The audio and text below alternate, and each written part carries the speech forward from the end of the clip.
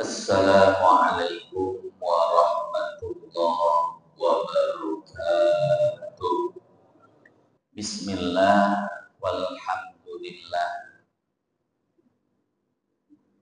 wassalatu wassalamu ala Rasulillah Muhammad bin Abdillah wa ala alihi wa sahbihi wa mawala. Qala ta'ala kullu nafsin dha'iqatul maut.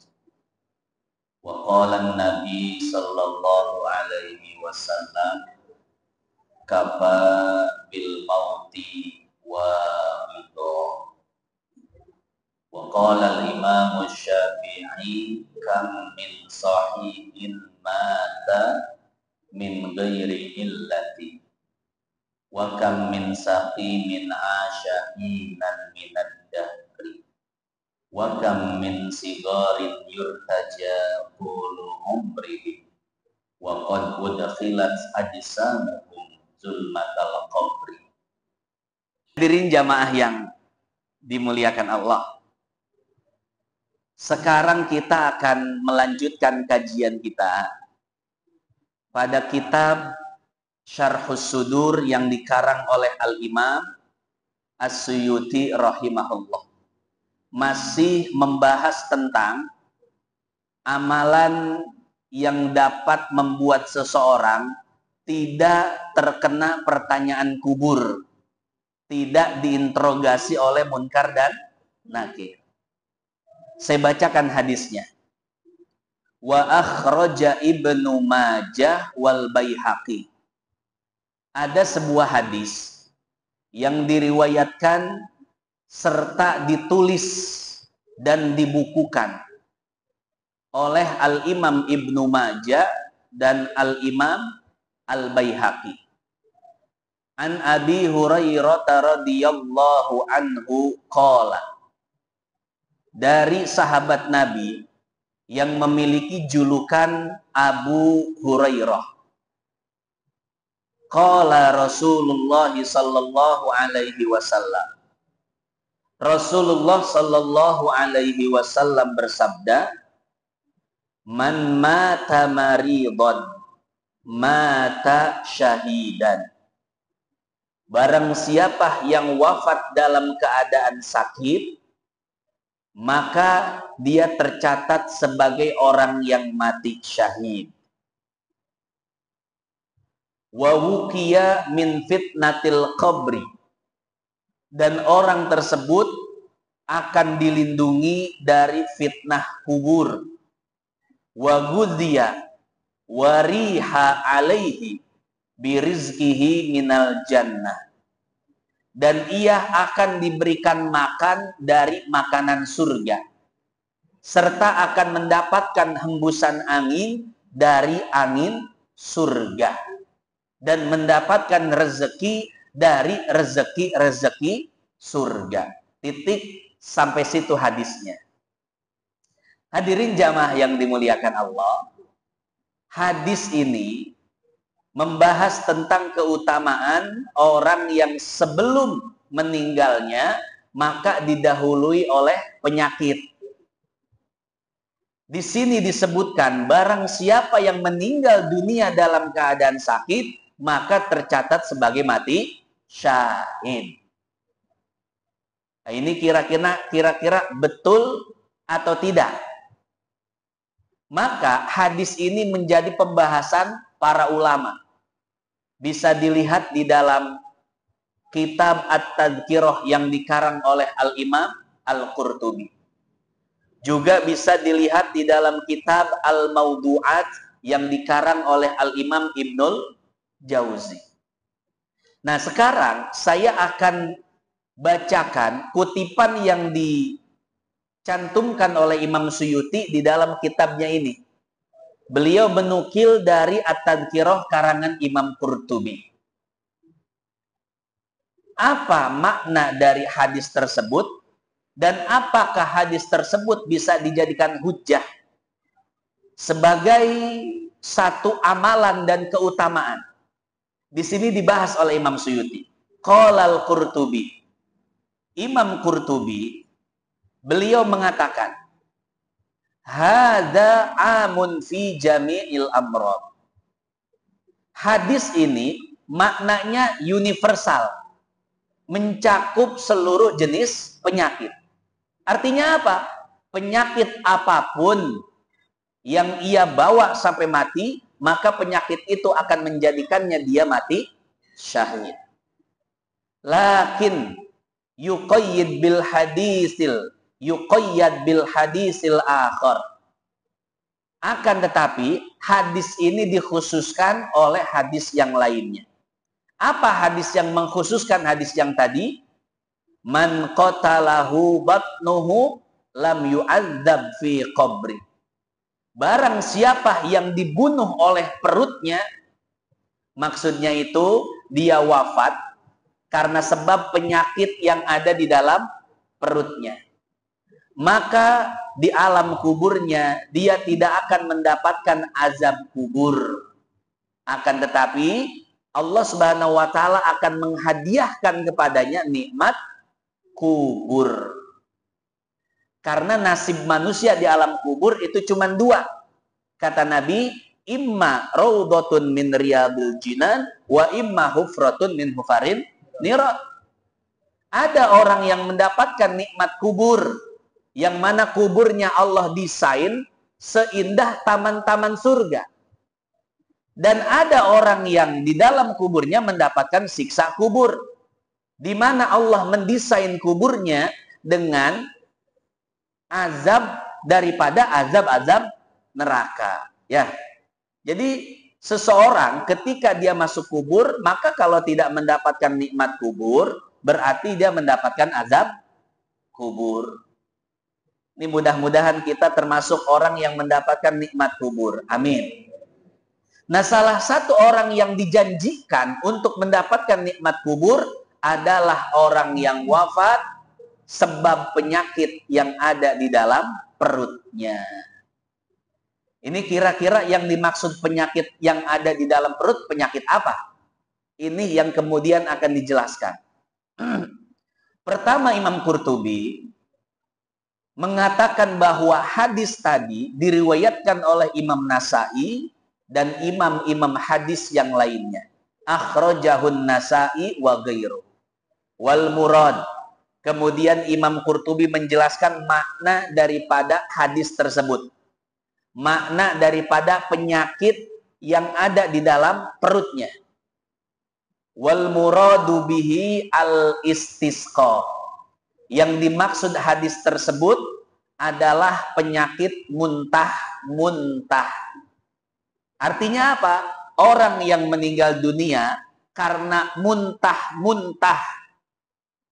Ini berarti penyakit apa, Pak, yang menyebabkan muntah-muntah?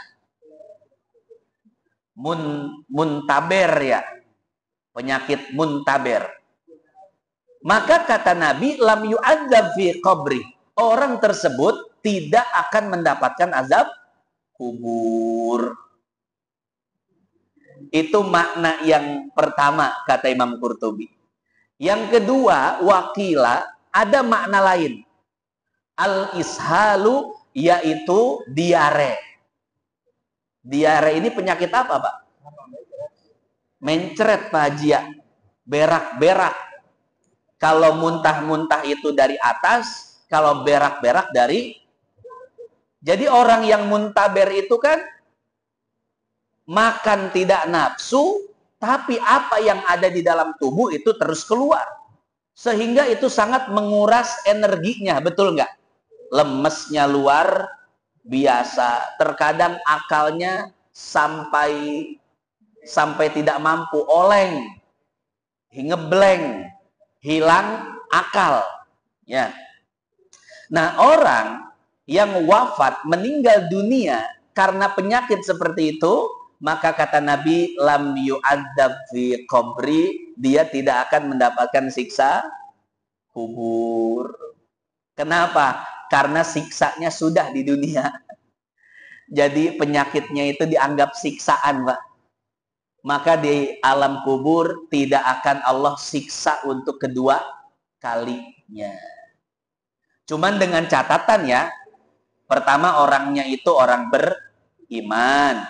Yang kedua orang yang beramal soleh.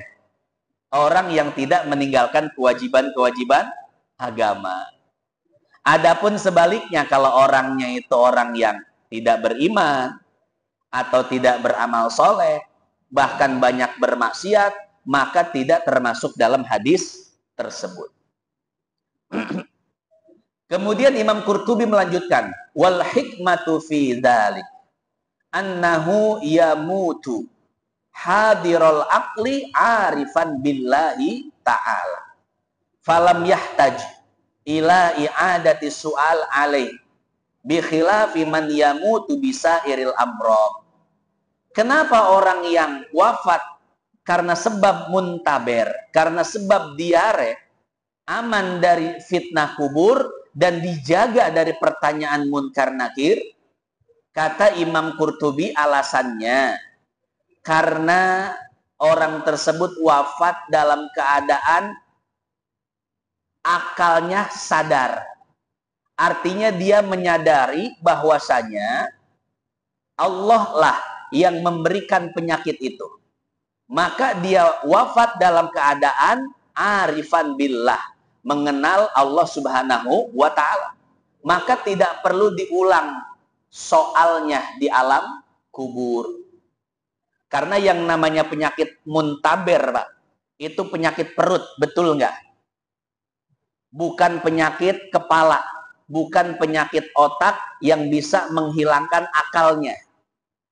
Orang yang muntaber biasanya saat terkena penyakit itu atau saat merasakan sakitnya penyakit tersebut, maka yang hadir di dalam pikirannya itu adalah Allah.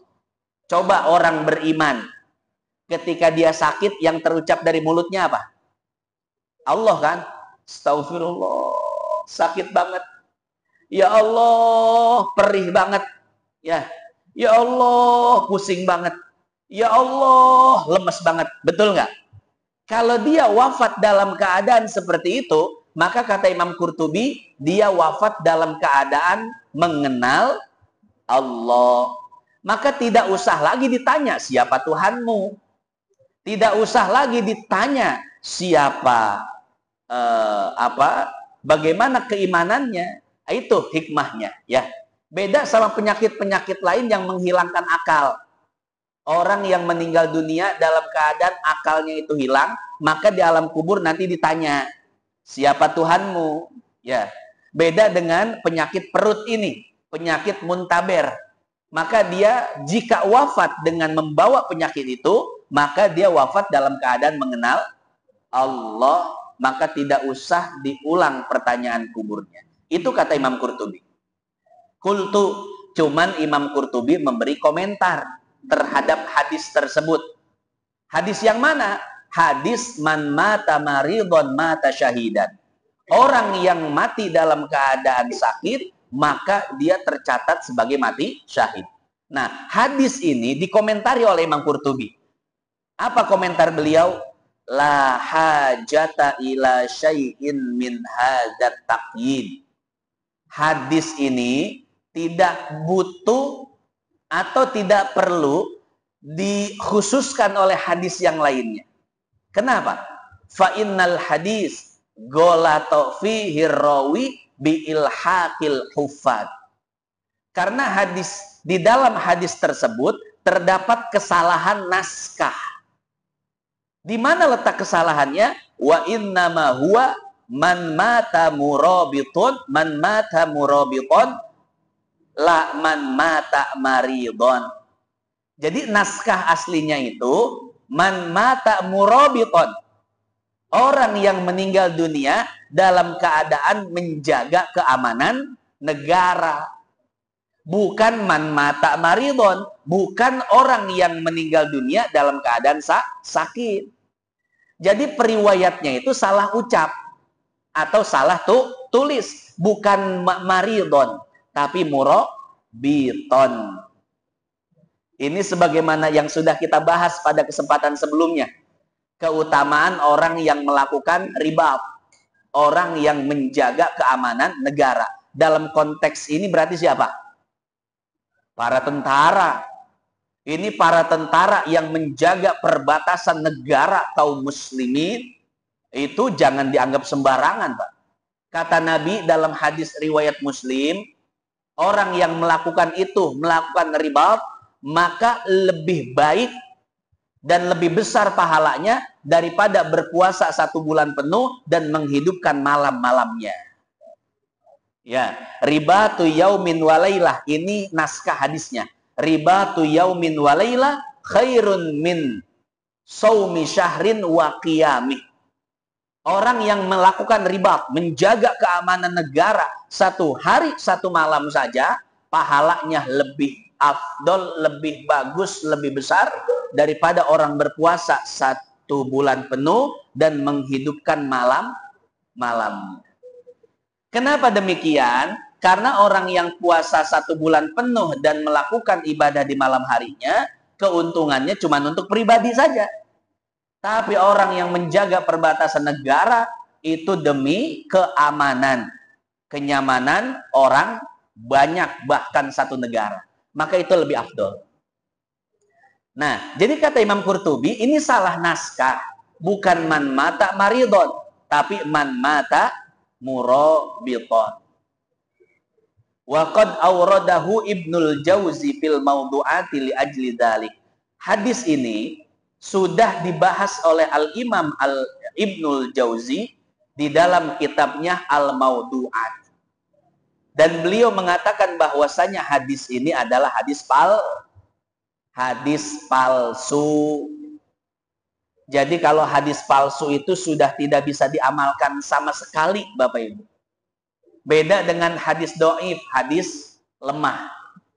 Jadi hadis do'if itu walaupun tidak bisa dijadikan sandaran akidah, juga tidak bisa dijadikan sandaran hukum, tapi masih bisa digunakan di dalam fadhailul a'mal. Amalan-amalan tambahan. Amalan-amalan motivasi. Itu masih bisa dipraktekkan dan digunakan. Cuman ada beberapa syarat ya.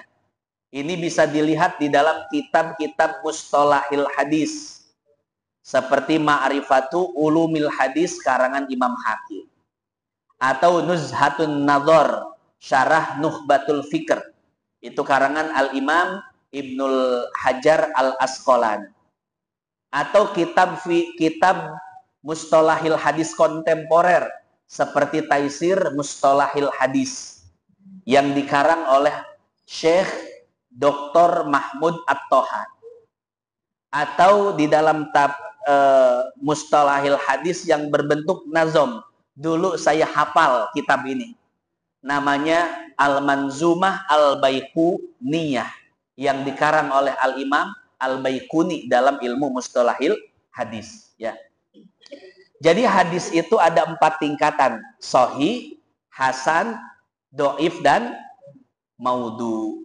Awwaluhas sahihu wa huwa mattasal isnaduhu wa lam yushadda au yu'al yarwihi adlun dobitun an mislihi mu'tamadun fi dobtihi wa naklihi wal hasanul ma'rufu turkon wa godat rijaluhu laka sahihish taharot. Ya, itu definisi hadis sahih dan hadis hasan. Tapi singkatnya seperti ini. Hadis sahih bisa dijadikan sandaran akidah dan hukum. Begitu pula hadis hasan. Beda dengan hadis do'if. Hadis do'if tidak bisa dijadikan sandaran akidah, tidak bisa dijadikan sandaran atau dalil hukum, tapi masih bisa dijadikan sebagai landasan fadhailul a'mal. Beda dengan hadis palsu, hadis maudhu. Itu tidak bisa digunakan sama sekali. Dan tidak boleh disebarkan sama sekali, kecuali untuk menjelaskan kepalsuannya. Ya. Pak Ustadz, kenapa sih hadis bisa ada yang palsu? Nah ini karena kepentingan-kepentingan tertentu di zaman dulu. Di zaman tabi'in dan tabi'ut tabi'in. Salah satu contohnya Pak, ada seorang pedagang harisah. Ini kira-kira harisah tahu nggak Bapak Ibu? Harisah itu bubur kambing. Jadi kambing di blender, dihancurkan, campur bumbu-bumbu, tepung tertentu, ya. Nanti cara makannya itu dicolek pakai tangan, kemudian dicocol madu, lalu dimakan. Oh, colek, madu, makan. Itu harisah, ya. Nah dulu ada penjual harisah, tapi tidak laku. Akhirnya dia buat hadis, biar dagangannya laku. Ya, man akalal harisah. Barang siapa yang makan harisah, ya, maka dia akan mendapatkan manfaat begini, begini, begitu. Ya, jadi orang tertarik Pak beli harisah. Kenapa? Ada hadisnya. Setelah diteliti ternyata tidak ada mata rantainya, tidak ada sanadnya. Maka bisa disimpulkan bahwasanya hadis tersebut adalah hadis palsu. Ada lagi orang yang jual timun yang nggak laku, bikin hadis Pak. Ya, timun adalah makanan surga. Waduh, laku akhirnya. Ya, itu sebab-sebab pemalsuan hadis seperti itu karena kepentingan sendiri. Maka tukang nasi uduk sebetulnya bisa bikin hadis juga biar uduknya laku. Barang siapa yang makan nasi uduk sebelum terbit fajar, waduh, maka dia akan dibangkitkan di padang mahsyar dalam keadaan kenyang. Waduh, hadis apaan ini? Ini hadis palsu.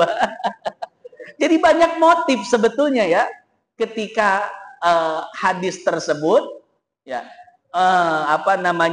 dipalsukan. Ada motif politik juga. Ya, ini terjadi di masa Sayyidina Ali dan di masa Sayyidina Muawiyah.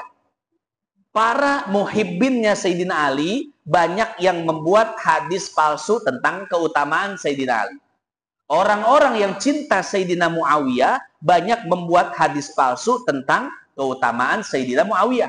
Ini bisa dilihat di dalam kitab Syiar A'lamin Nubala yang dikarang oleh Al-Imam Adz-Dzahabi. Ya. Jadi sebetulnya itu motif-motif orang yang memalsukan hadis. Jadi untuk kepentingan dirinya atau untuk kepentingan kelompoknya. Nah, jadi seperti itu ya. Jadi kenapa sih bisa muncul hadis palsu? Ya seperti itu. Karena kepentingan pribadi atau kepentingan komunitasnya. Nah hadirin jamaah yang dimuliakan Allah. Hadis tadi, man mata maridon mata syahidat, itu hadis palsu kata Imam Ibnul Jauzi. Kenapa? Karena salah naskah. Ditinjau dari teksnya, dari matannya itu terjadi kesalahan. Juga ditinjau dari sanadnya, itu sampai derajat doif pun tidak mungkin kata beliau. Nah jadi yang benar adalah man mata murabiqon, bukan man mata syahidan. Hadirin jamaah yang dimuliakan Allah, titik pembahasan kita sampai situ. Jadi pada kesempatan kali ini Al-Imam Suyuti membahas bahwa salah satu amalan yang membuat seseorang tidak mendapatkan pertanyaan kubur, bahkan tercatat sebagai mati syahid, adalah orang yang wafat dalam keadaan membawa penyakit yang ada di dalam perutnya. Jadi kalau hadis yang berbicara umum semua penyakit, hadisnya doif. Tapi yang berbicara secara khusus penyakit yang ada di dalam perut, itu hadisnya sahih, diriwayatkan oleh Imam Muslim. Jadi orang yang wafat dalam keadaan membawa penyakit yang ada di dalam perut, maka dia mati syahid dan aman dari pertanyaan kubur. Insya Allah pada kesempatan berikutnya kita akan membahas tentang keadaan-keadaan lain dan amalan-amalan lain yang membuat seseorang tidak mendapatkan pertanyaan kubur. Hadirin, hadirat, bapak-bapak dan kaum remaja, itu saja yang dapat saya sampaikan pada kesempatan kali ini. Mudah-mudahan yang sedikit ini bisa bermanfaat